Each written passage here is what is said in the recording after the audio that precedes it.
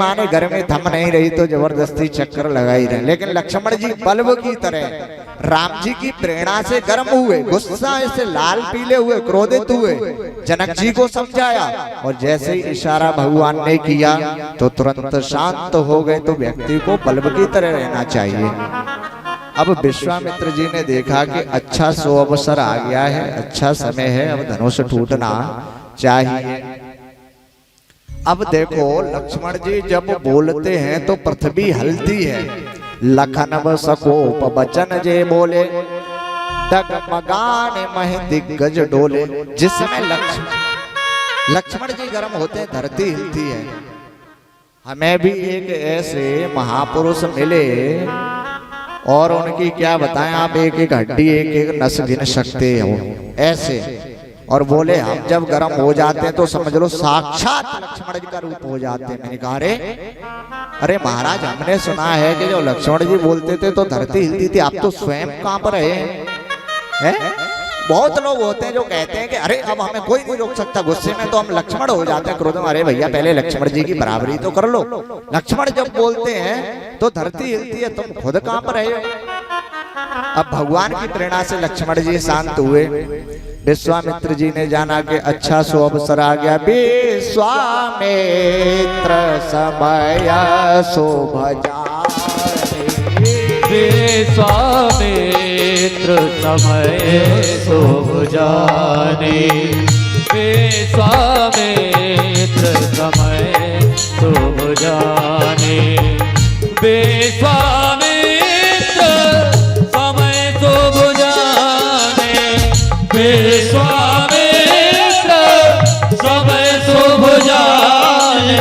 बोले अति स्नेह मय बानी, बोले अति स्नेह मय बानी। विश्वामित्र जी ने जाना कि अच्छा सो अवसर आ गया है, धनुष अब टूटना चाहिए। तो राम जी से धीरे से बोले, उठो राम भंजाओ भव चापा, बैठो तात जनक परितापा।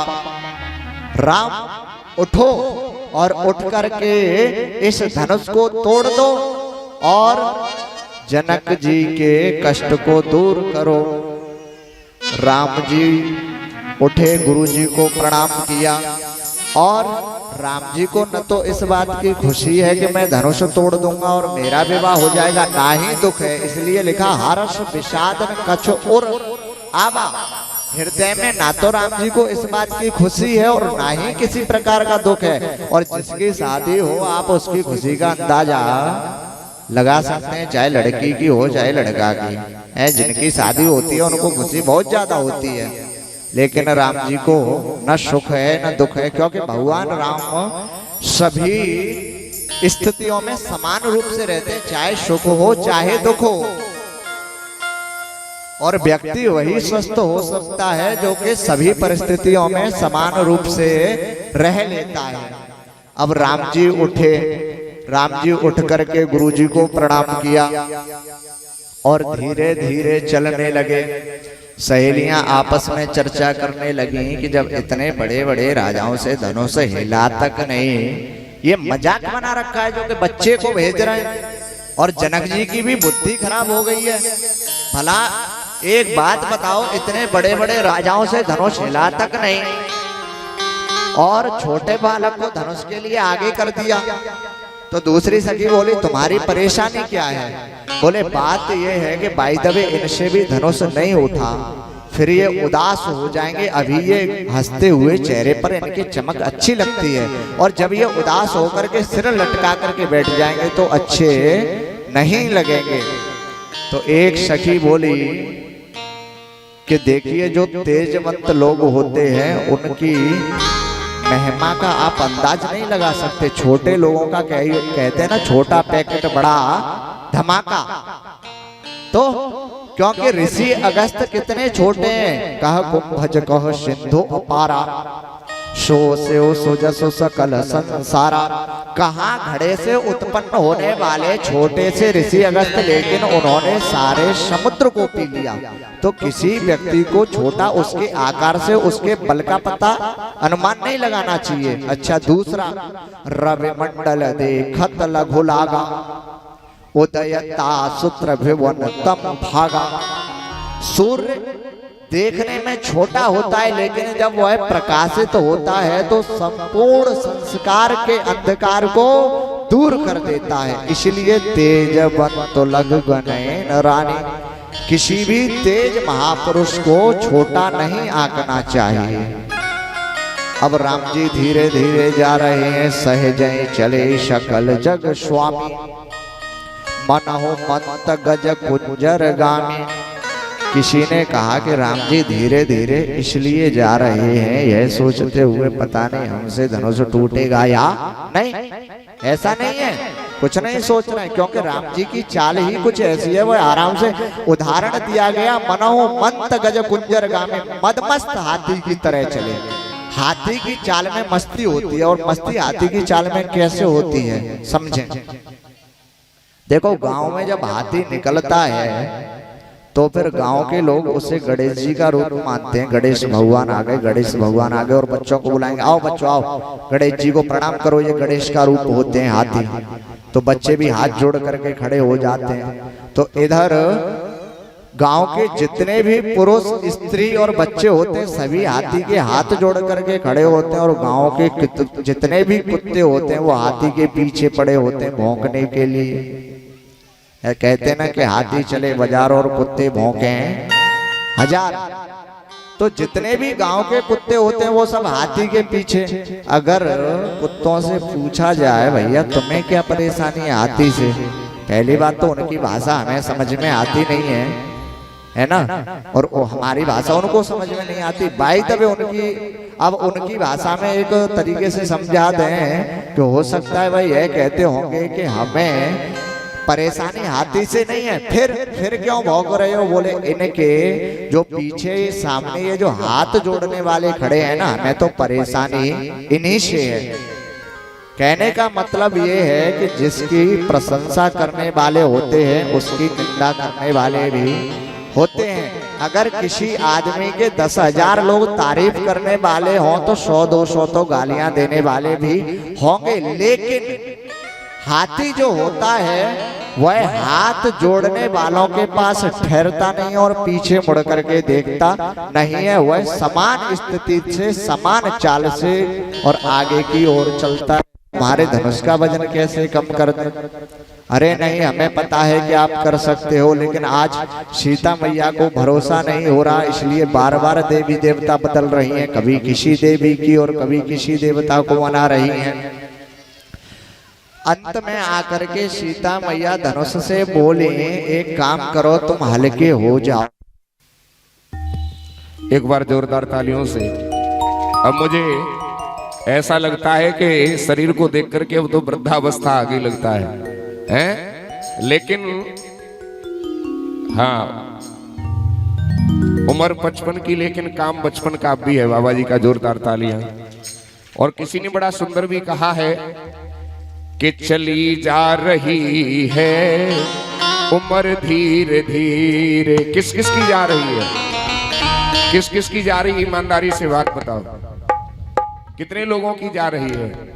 सबको अपने जन्मदिन की तारीख याद होगी, लेकिन किसी को ये याद नहीं होगा कि हम कौन से सन में, कौन से महीने में, कौन सी तारीख को बुढ़े हुए।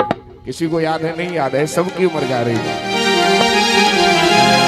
कि चली जा रही है उम्र धीरे धीरे, चली जा रही है उम्र धीरे धीरे, चली जा रही है उम्र, चली जा रही है उम्र धीरे धीरे, चली जा रही है उम्र धीरे धीरे, चली जा रही है उम्र धीरे धीरे। पल पल ये आठों पल धीरे धीरे, पल पल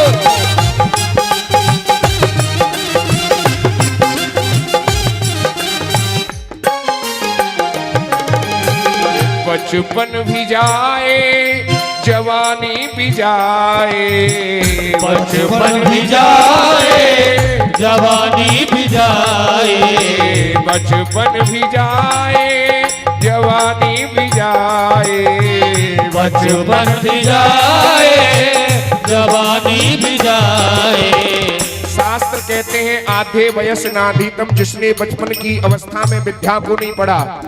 द्वितीय नारीतम धर्म, जिसने जवानी में धन को नहीं कमाया। और तृतीय न तपस्तप्तम, तीसरी अवस्था में जिसने भगवान का भजन नहीं किया। तो चतुर्थे किम कर्ष्यति, बुढ़ापे में राम राम नहीं कह पाओगे, हाय हाय निकलेगी।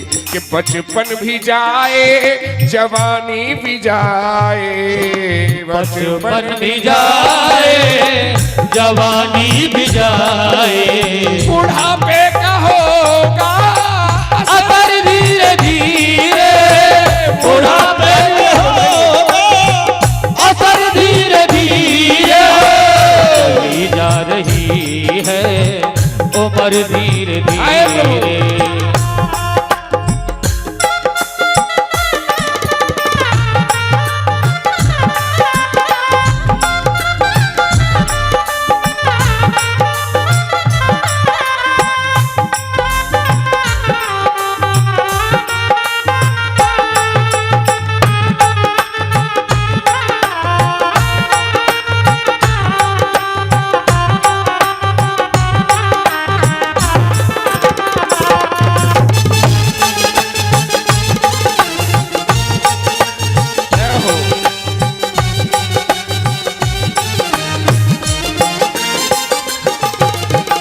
तेरे हाथ पैरों में बल ना रहेगा, तेरे हाथ पैरों में बल ना रहेगा, तेरे हाथ पैरों में बल ना रहेगा, तेरे हाथ पैरों में बल ना रहेगा।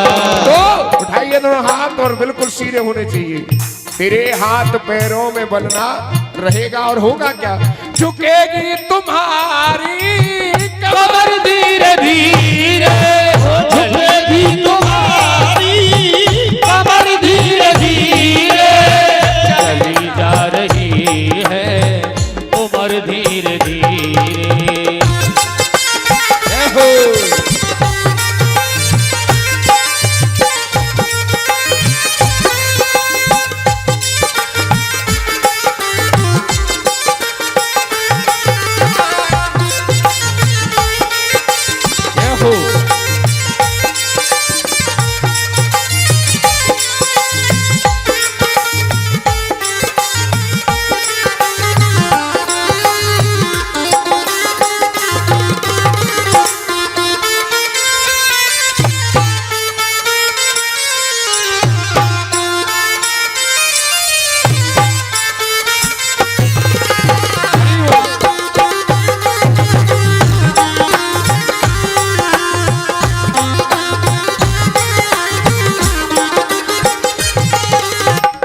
बुराई से मन को तू अपने हटा ले, बुराई से मन को तू अपने हटा ले, बुराई से मन को तू अपने हटा ले, बुराई से मन को तू अपने हटा ले। सुधर जाए तेरा जीवन धीरे धीरे, सुधर जाए तेरा जीवन धीरे धीरे। चली जा रही है उम्र धीरे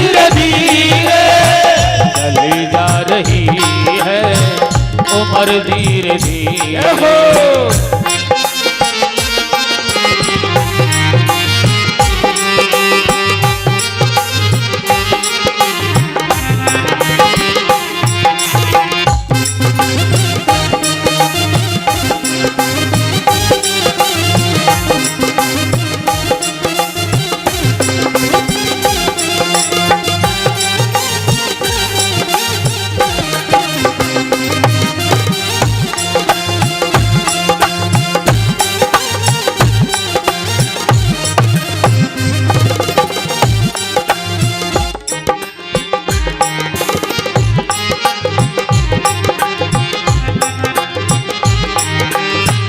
उमर धीरे धीरे बोली भक्त और भगवान की। देखिए एक बात बड़े ध्यान पूर्वक सुने कि आज हमारे बीच में मास्टर बाबा भी आए हैं और भी सभी लोग मेरे गांव के सब धनाढ्य लोग बैठे हैं। एक मैं निवेदन करूं आपसे, यहां राम कथा रामायण पर चढ़ाना, हमें भोजन कराना, हमें दक्षिणा देना, ये आपका इतना पुनीत नहीं होगा। एक बात जो मैं कहने जा रहा हूं शायद कोई कथावाचक नहीं कहेगा, जो मैं कह रहा हूं ना कोई साधु कहेगा। यहाँ राम कथा पर चढ़ाना, रामायण जी पर चढ़ाना, मुझे भोजन कराना, मुझे दक्षिणा देना, इतना आपका पुण्य नहीं होगा जितना आप किसी गरीब के बच्चे को, भूखे को भोजन खिला देंगे, इससे बड़ा कोई पुण्य नहीं। किसी गरीब का बच्चा अगर पढ़ना चाह रहा है, आप अपनी मेहनत की कमाई से पढ़ा देंगे, इतना बड़ा कोई पुण्य नहीं। किसी गरीब की बेटी के विवाह में आप खर्च कर देंगे, इससे बड़ा कोई पुण्य नहीं। आप ये मत समझना कि मेरा भागवत करने का लक्ष्य केवल धन कमाना नहीं है। केवल किसी के मन में आए कि ये तो साहब इसलिए कर देते हैं कि सारे कुछ पैसा आ जाएगा। मेरा केवल कथा करना कोई धन कमाने का लक्ष्य नहीं है। अगर ठाकुर जी ने, मैं आप सभी के बीच में कह रहा हूं और ये जहां तक भी मेरी आवाज पहुंच रही हो, आप समझ गए होंगे, इतने से मैं जो कहता हूं वो करता भी हूं। बहुत हटी हूं मैं। कल कुछ बच्चियां कह रही थी कि कहीं नहीं भैया वैसे ही कह रहे होगे तुम, कैमरा नहीं लग रहा है, कैमरा लगा है कि नहीं लगा है। मैं जो कहता हूं वो करने की कोशिश करता हूं, मैं बड़ा हटी हूं। अगर ठाकुर जी ने मुझको उस लायक बनाया तो मेरा एक ही लक्ष्य है, केवल अनाथ बच्चों की सेवा करना और गरीब कन्याओं का विवाह करना, ये मेरा लक्ष्य है। ध्यान दीजिए। और संतों की सेवा करना, ये नहीं है कि ये तो घर की कथा हो रही है, आप सभी के सहयोग से हो रही है। जहां भी मैं जाता हूं कथा करने के लिए, वहां पर संतों को, कन्याओं को, और भी कोई गरीब कन्या आ जाए, उसका जो भी मेरे से सहयोग बनता है, क्योंकि आप जानते मैं उस गुरु का लाल हूं। है अगर गुरु मेहरबान तो चेला पहलवान। गुरुदेव अस्वस्थ हैं, वो नहीं आ पा रहे, लेकिन उनको पता है कि चेला कहां कहां तक पहुंच रहा है। केवल अभी विदेश यात्रा बाकी है, बाकी ऐसा कोई क्षेत्र नहीं छोड़ा जहां नहीं ये शरीर पहुंच चुका है। आप लोग अपना ऐसे ही आशीर्वाद बनाए रखें। और देखिए किसी न किसी दिन में, व्यास मन से आज कह रहा हूं, चौथा दिन चल रहा है, और किसी दिन इसी जगह पर, इसी स्थान पर वो भव्य प्रोग्राम होगा जिस पर देश विदेश दुनिया के लोग देखेंगे। समय ज्यादा दूर नहीं है, बहुत जल्दी आने वाला है, ठीक है। हाँ, लेकिन ठाकुर जी उस कृपा कर रहे हैं और उसी कृपा का हम लोग अनुसरण करें। आप भी मेरे साथ सेवा से जुड़िए। सेवा से बड़ा कोई भजन नहीं, सेवा से बड़ा कोई भजन नहीं, पूजा पाठ नहीं। इसलिए ज्यादा से ज्यादा अपने जीवन में दान करें, पुण्य करें, नहीं तो होएगो का पुण्य की जर पाताल में और पाप की जर अस्पताल में ही जाएगी, ठीक है। बोलिए भक्त और भगवान की। आइए ज्यादा विलंब न करते हुए, अभी बड़ी सुंदर झांकी आने वाली है आप सभी के बीच में, सीताराम जी का विवाह। और विवाह की खुशी तो हर किसी को होती है और सब दीदार करना चाहते हैं, तो आइए उसी चर्चा को हम आगे बढ़ाएं। बोलिए भक्त और भगवान की। बोलिए सियापति रामचंद्र भगवान की जय हो। सीता मैया धनुष से ही बोलने लगी कि तुम हल्के हो जाओ। तो धनुष बोला कि अगर हम हल्के हो जाएंगे तो फिर बाकी के राजा लोग यह कहेंगे कि तुम भेदभाव करते हो, पक्षपात करते हो, ऐसा हम नहीं करेंगे। सीता मैया बोली नहीं नहीं, हमारे कहने का मतलब यह नहीं है। फिर बोले एक काम करो, जिनसे धनुष हिलना तक नहीं है वो इतने हल्के हैं कि वो बिना हिले डुले माने ही नहीं रहे, और तुम इतने कठोर भारी बन गए हो कि तुम किसी से हिले ही नहीं रहे। तो क्या करो? बोले अपनी जो कठोरता है, जो अपना भारापन है, वो हल्का हल्का भजन सबके राजाओं के ऊपर समान रूप से डाल दो। निज जड़ता लोगन पर डारी, हो ही हरो रघुपते निहारी। अपनी जो कठोरता है, तुम्हारे अंदर जो वजन है, वह समान रूप से सब राजाओं के सिर पर रख दो। और धनुष ने ऐसा ही किया। और आगे सीता जी कहती हैं कि राम जी को देख करके हल्के हो जाओ, जितना वजन राम जी उठा सके उसके हिसाब से हल्के हो जाओ। धनुष बोला ये बताओ 2 किलो वजन छोड़ दें? नहीं। आधी किलो? नहीं। 250 ग्राम? नहीं। फिर कितने हल्के हो जाएं? सीता जी बोली मैंने जब देखा था इनको पहली बार पुष्प वाटिका में, तो ये एक दोने में फूल लिए हुए थे और फरवरी के महीना में पसीना भाल तिलक श्रम बिंदु सुहाए।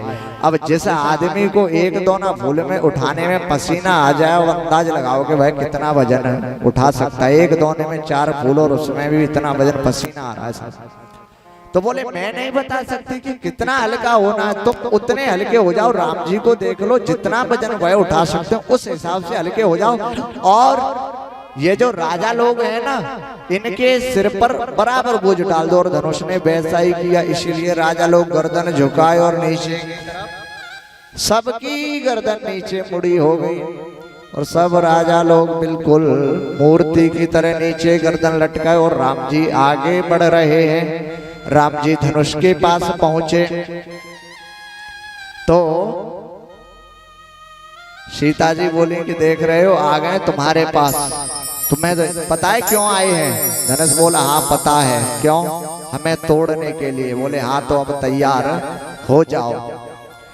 अब राम जी चारों तरफ नजर दौड़ा रहे हैं कि किसके मन में क्या चल रहा है। तो सीता जी को जब राम जी ने देखा कि तो उनको लगा सीता जी की हालत वो हो गई है जैसे काबर सा जब कृषि शोखाने।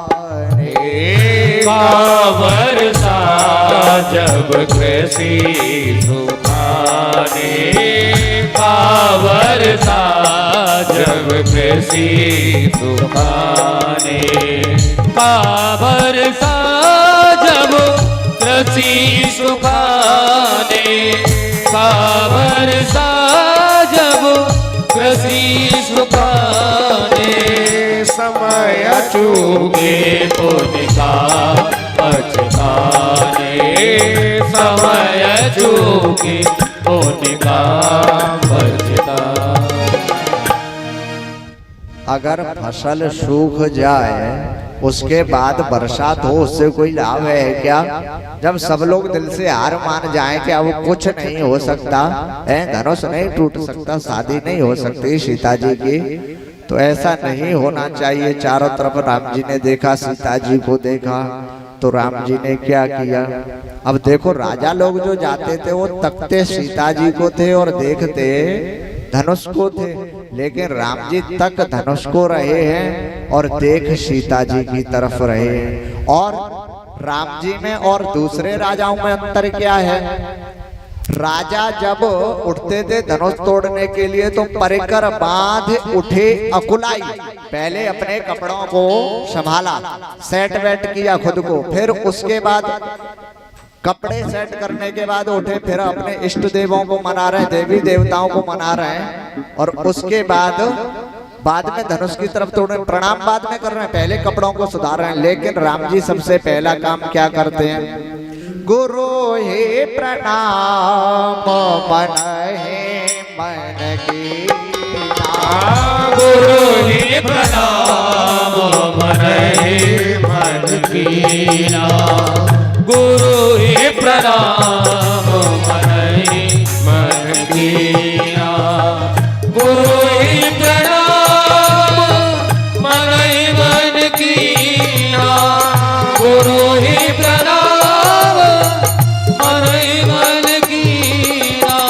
अति लाघव उठाए धनुलीना, अति लाघव उठाए धनुलीना, सबसे पहले गुरु को प्रणाम किया और बहुत ही फुर्ती से धनुष को उठा लिया। राम जी ने धनुष को उठा लिया। लेत चढ़ावत खेचत गाढ़े, काहुन लखा देखे सब ठाड़े।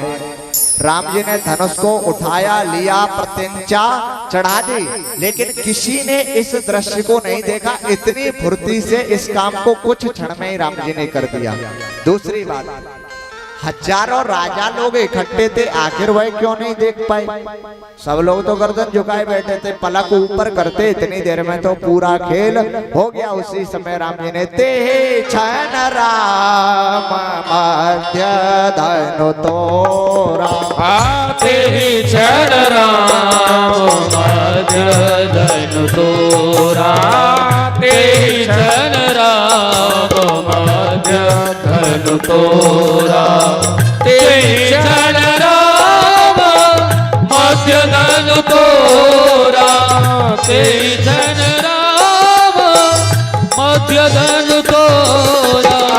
भई भुवन दोन घोर कठोरा, भई भुवन दोन घोर कठोरा। इतनी शीघ्रता से, इतनी फुर्ती के साथ राम जी ने कुछ ही क्षण में पूरा खेल कर दिया, धनुष भी तोड़ दिया। प्रभु दो चाप खंड महिंडारे, भगवान ने धनुष को तोड़कर एक कोने में पृथ्वी पर फेंक दिया। धनुष से किसी ने पूछा कि तुम इतने कठोर थे तो कठोरता कुछ तो दिखानी चाहिए थी, इतनी आसानी से टूट गई क्यों? धनुष होता है अभिमान का प्रतीक, अभिमान माने घमंड। धनुष बोला ऐसा है, जब हम जुड़े थे तो दूसरों को तोड़ते थे, और आज हम जब टूटे हैं तो दो कर को जोड़ करके टूटे हैं। वो है तो सीताराम जी, आज सीताराम जी की जोड़ी बना करके हम टूटे हैं। अब धनुष होता है अभिमान का प्रतीक। राम जी ने धनुष तो तोड़ दिया, लेकिन जो रस्सी थी वो साबुत छोड़ दी। अब रस्सी क्यों छोड़ दी?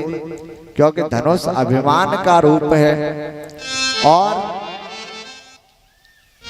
रस्सी से बंधा हुआ है। अब देखो, अभिमानी व्यक्ति के लक्षण हम आपको बता दें। एक बार की बात है, एक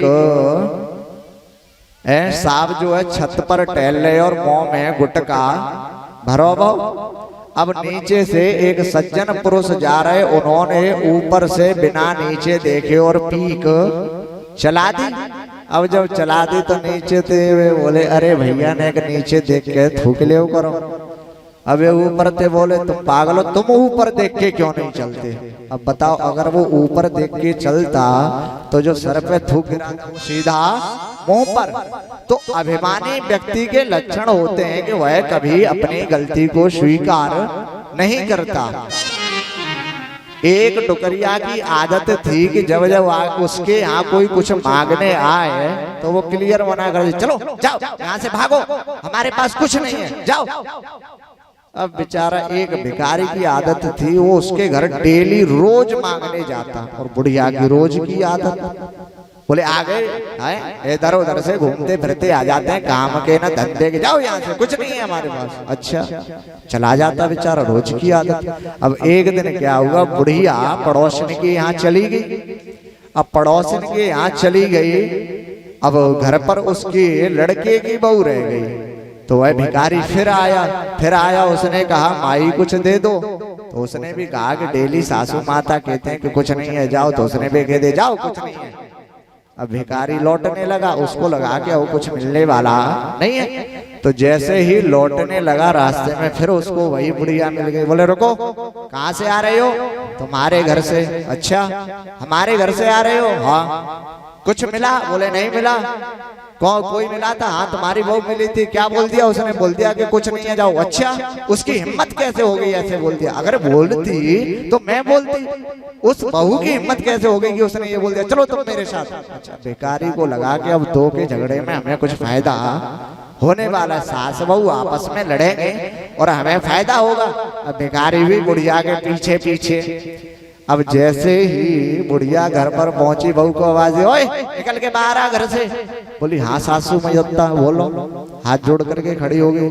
बोले ये आया था भिखारी के? हाँ आया था।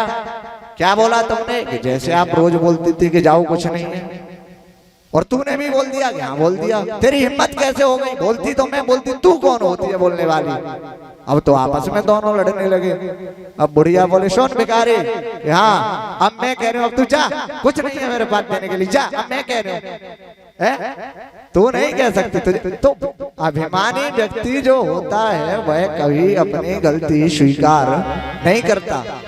दो लोग आपस में लड़ रहे थे, एक ने बोला एक तमाचा ऐसा मारूंगा कि तेरे 3200 दांत बाहर, और दूसरा बोला हम ऐसा तमाचा मारेंगे कि 64 दांत बाहर। तीसरा सुन रहा था, वो बोला 64 दांत होते ही नहीं है, 64 दांत होते ही नहीं है। तो बोला हमें पता था कि तुम दो की लड़ाई में तीसरे जरूर बोलोगे, एक ही हाथ में 32 तेरे और 32 इसके 64 दांत। अभिमानी व्यक्ति कभी अपनी गलती स्वीकार नहीं करता। बहुत जल्दी आपको सुंदर झांकी के सीताराम जी के विवाह के दर्शन होंगे। उससे पूर्व एक भजन बहुत सुंदर प्रस्तुति।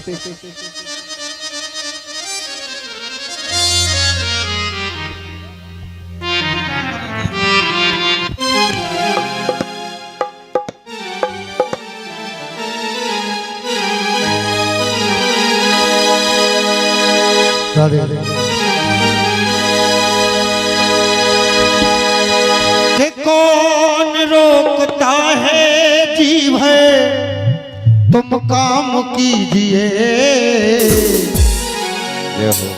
और घड़ी दो घड़ी प्रभु का नाम लीजिए। कहते हैं जब तक है जिंदगी फुर्सत न होगी काम से, और कुछ समय ऐसा निकालो जो प्रेम कर लो राम से। आइए कि कौन रोकता है जीव है तुम काम कीजिए, और घड़ी दो घड़ी प्रभु का नाम लीजिए। घड़ी दो घड़ी प्रभु का नाम लीजिए, घड़ी दो घड़ी प्रभु का नाम लीजिए। कौन रोकता है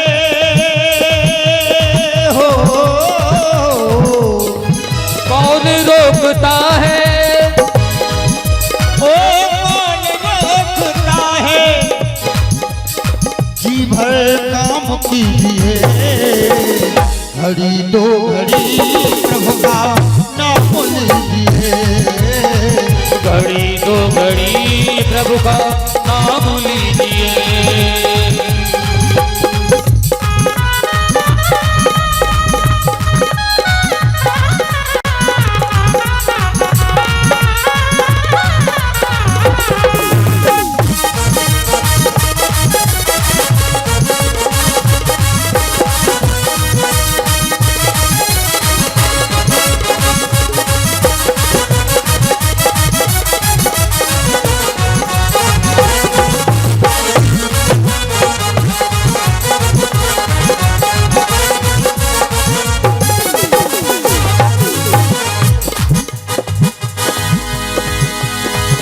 ओ मुसाफिर की तरह बंदे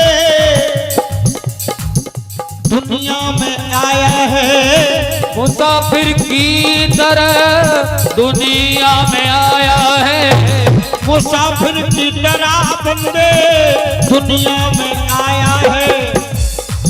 देश है पराया तूने दिल क्यों लगाया है, देश है पराया तूने दिल क्यों लगाया है, देश है पराया तूने दिल क्यों लगाया है। मुसाफिर की तरह बंदे दुनिया में आया है, और देश है पराया तूने दिल क्यों लगाया है। इसलिए परलोक का तू होए, ओ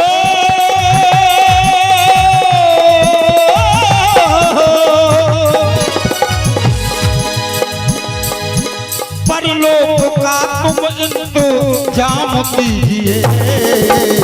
एक बार जितने भी भक्त दरबार में बैठे हैं एक बार दोनों हाथ सर से ऊंचे और मेरे साथ मीठी मीठी तालियों के साथ बोलिए कि घड़ी दो घड़ी प्रभु का नाम लीजिए। हो घड़ी दो घड़ी प्रभु का नाम लीजिए, घड़ी दो घड़ी प्रभु का नाम लीजिए।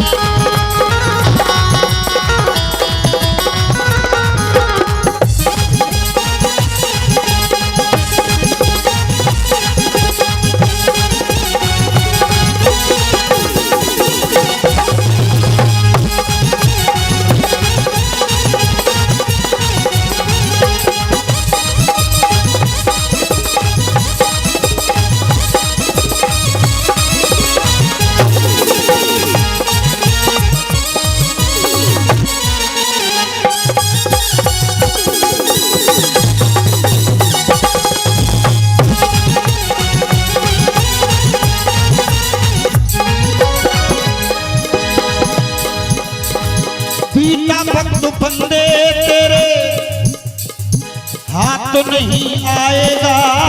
पीता भक्त बंदे तेरे हाथ नहीं आएगा, बीता वक्त बंदे तेरे हाथ नहीं आएगा। प्रभु से न प्यार किया प्यारे पछताएगा। प्रभु से न प्यार किया प्यारे पछताएगा, प्रभु से न प्यार किया प्यारे पछताएगा। इसलिए सत्संग में अमृत रूपी हो,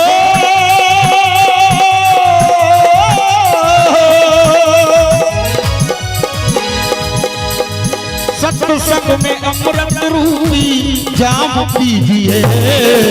घड़ी दो घड़ी प्रभु का नाम लीजिए, घड़ी दो घड़ी प्रभु का नाम लीजिए, घड़ी दो घड़ी प्रभु का नाम लीजिए।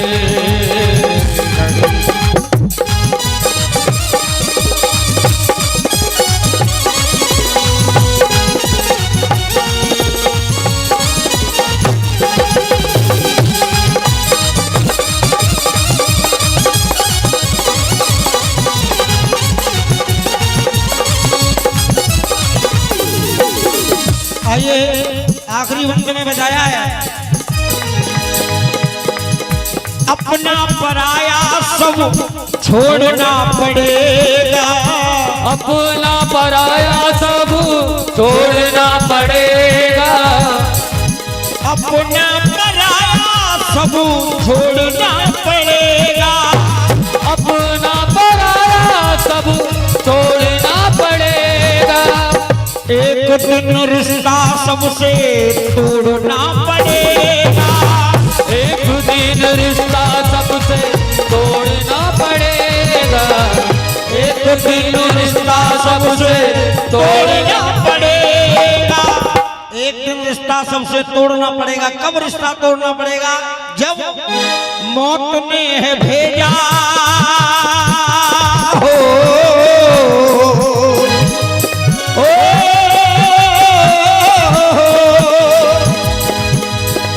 मौत ने है भेजा ये पैगाम लीजिए। और घड़ी दो घड़ी प्रभु का नाम लीजिए। बोलिए श्यापति रामचंद्र भगवान की जय। धनुष टूटने के बाद जनक जी ऐसे हो गए जैसे कोई आदमी बहुत देर से तैर रहा हो और उसने पैरत थके थाह जिन पाई, थक गए हो और तैरते तैरते थाह पाली हो, लेकिन अभी पार नहीं हो गए। अभी एक और नदी बाकी है जिसको पार करना है। वो कौन सी नदी है? घोर धार भृगुनाथ ऋषाने घाट सुभद्र राम बरबाने। अभी एक और धार बाकी है, वो है परशुराम जी के क्रोध रूपी धार। तो अब इधर माता सीता जयमाल लेकर के आ रही हैं और उनके साथ में उनकी सहेलियां गीत गाते हुए चली आ रही हैं। श्री राधे झांकी को लेकर के आए बड़े सुंदर भाव से। आप सभी के बीच में राम लक्ष्मण सीता की जोड़ी की शादी है आज मेरे राम की शादी है, आज मेरे राम की शादी है। ऐसा लगता है सारे शादी है, आज मेरे राम की शादी है, आज मेरे राम की शादी है।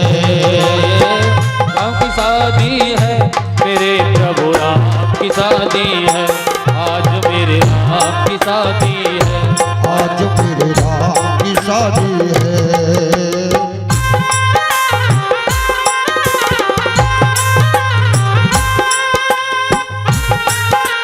ताली बजाते हुए सभी लोग।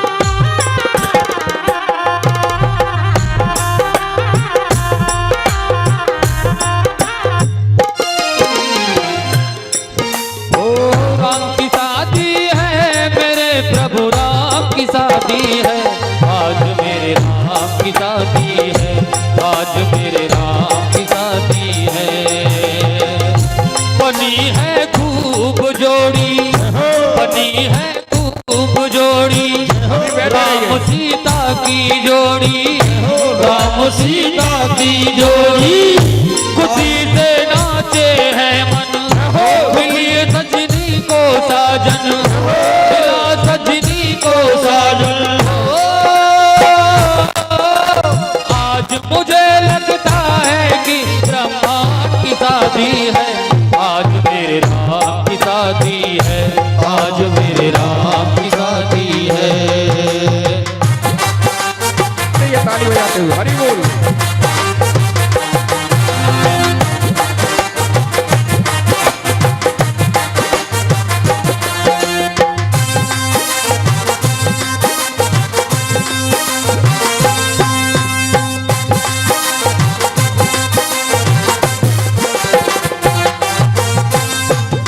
ओ सीता मन में मुस्काए, राम मुझको मिल जाए। सिया मन में मुस्काए, राम मुझको मिल जाए। मेरी थी यही तमन्ना, पूरी हुई मेरी तमन्ना। आज मुझे लगता है कि ब्रह्मांड की शादी है, आज मेरे राम की शादी है, आज प्रभु राम की शादी है, राम की शादी है।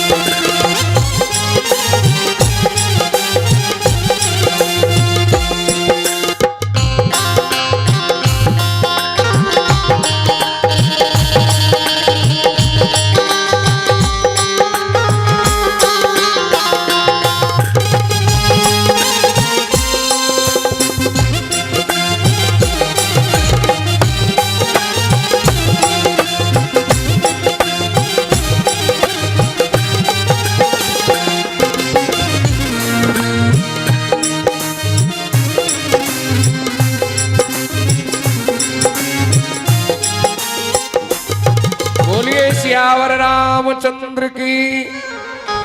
देखिए जोरदार तालियों से। झांकी अच्छी नहीं लग रही क्या है? खुशी नहीं है भगवान के विवाह की?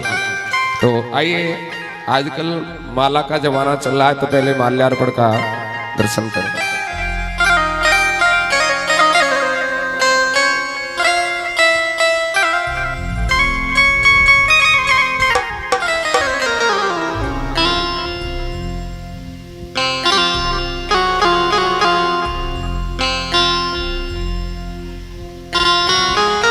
चलो एक बार जोरदार तालियों से अभिनंदन करें। अच्छा ये बताओ, पहले दुल्हन माला डालती है दूल्हा है? कौन माला डाले ये तो बताओ है? अच्छा पहले दुल्हन डालती है, ठीक है। तो पहले सीता जी माला डालेंगी और आप लोग करतल ध्वनि के साथ उनका स्वागत करेंगे। देरी न करें, कोई बात नहीं। मना कर रहे हैं राम जी, जोरदार तालियां।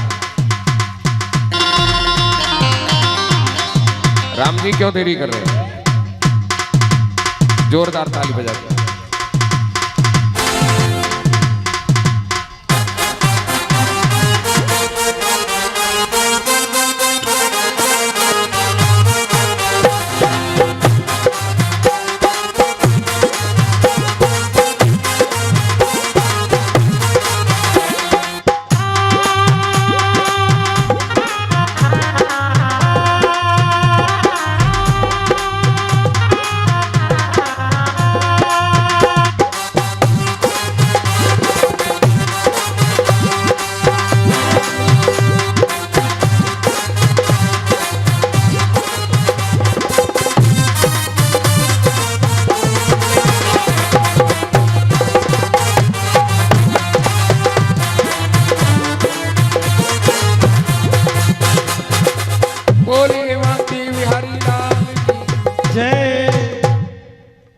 युगपति महाराज आजा जल्दी। और जो भी आप श्रद्धा सुमन भेंट करना चाहते हैं ठाकुर जी को, वो अपने हाथों पे रख लें। एक ही साथ में सभी लोग संकल्प कर लेंगे और उसके बाद बारी बारी से कोई भी सीता जी के मस्तक पर तिलक नहीं लगाएगा, हाथ पर तिलक करना है, ठीक है। कोई भी ठाकुर जी के लाल वारे नोट उधर लो, ठीक है।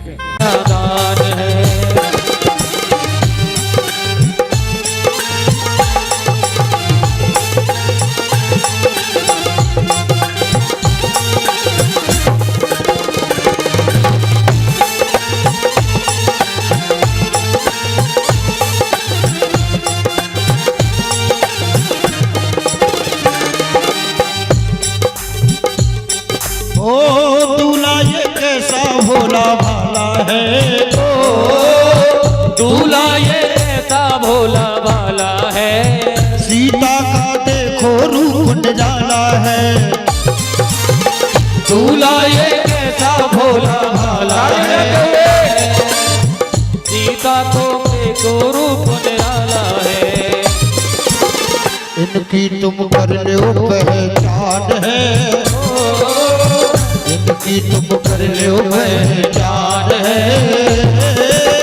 सीता को कर लो कन्या दान है।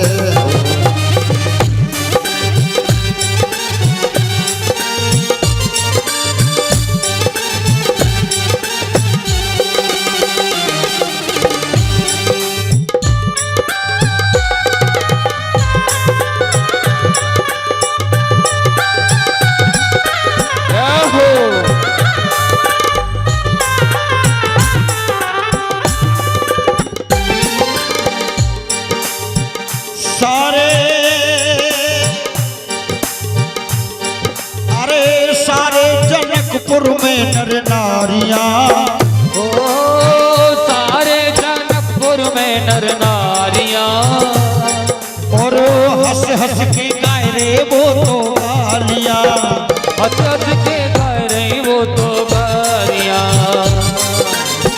सारे जनकपुर में नर नारियां, ओ हंस हंस के गाय रे वो तो गालियां। इनको बनाओ सम्मान है, इनको तुम देना सम्मान है। सीता को कर लो कन्यादान है। दूल्हा बने नाम है, सीता को कर लो कन्यादान है।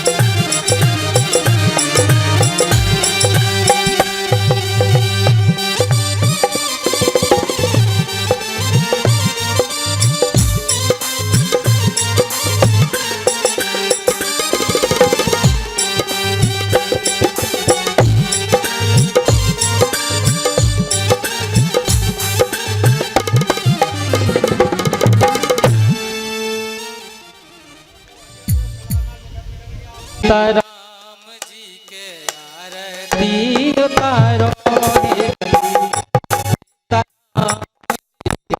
आरती उतारो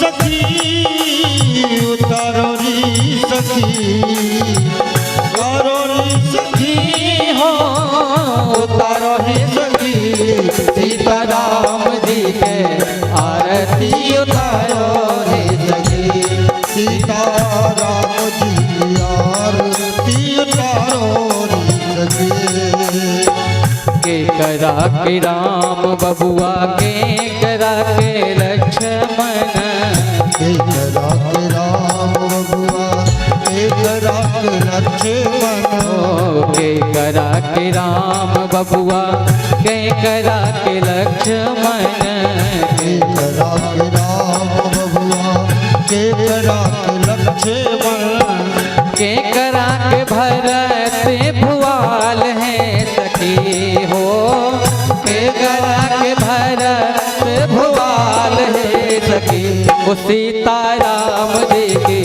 आरती उतारो है सखी सीताराम जी की आरती उतारो रे सखी ओ उतारो है सखी हो उतारो है सखी उतारो है सखी उतारो है सखी वो सीताराम जी के आरती उतारो है सखी सीताराम जी की आरती उतारो है सखी कौशल्या के राम बबुआ सुमित्रा के लक्ष्मण कौशल्या के राम बबुआ सौमित्रा के लक्ष्मण कौशल्या के राम बबुआ सुमित्रा के लक्ष्मण कौशल्या के राम बबुआ सुमित्रा के लक्ष्मण के कई के भरत भुआल